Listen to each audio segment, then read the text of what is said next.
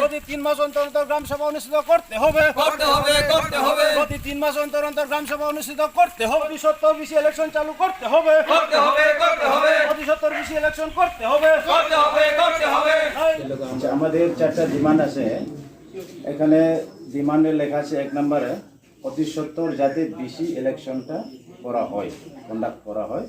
তো 2 নম্বরে লেখা আছে যদি বেশি ইলেকশন কন্ডাক্ট না করা হয় তাহলে আমাদের টিটিএডিসি দ্বারা গঠিত যে মনিটরিং কমিটি তাদেরকে ফুল অ্যাডমিনিস্ট্রেটিভ পাওয়ার যাতে দেওয়া হয় 2 নম্বর। 3 নম্বরে লেখা আছে প্রতি 3 মাস অন্তর অন্তর যাতে গ্রামসভা গ্রামবাসীদেরকে নিয়ে অনুষ্ঠিত হয়। এটা হলো 3 নম্বর। 4 নম্বর আছে আমরা জানি জল জীবন মিশন এবং অটল জলধারা মিশন এই প্রকল্পটা সবকা সাথ সবকা বিকাশ এই স্লোগান নিয়ে এডিসিতে এখন পর্যন্ত সুষ্ঠু পানীয় জলের ব্যবস্থা নেই।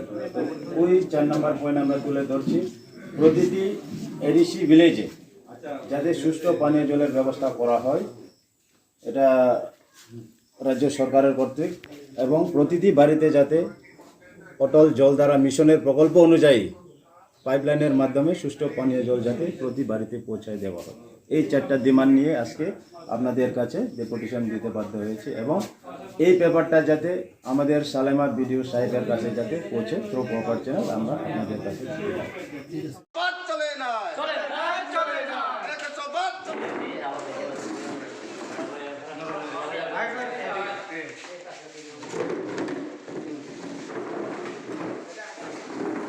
ডাকতে মানে তিনি ভিলেজ কাউন্সিল मा खायनाय जुदि अब खायाखै चिनि मनटरी चेयरमैन दङ चेयरमैननि आवटे जत किसु काम होनानै बावै जों जतन मासा जेमन नायदे 2-3 बছर उन थांगा कोनो विलेज काउन्सिलनि कोनो कब्जा जायाखै दाबो नङा जों ब्रेक होदोंनायबा अबनि कारण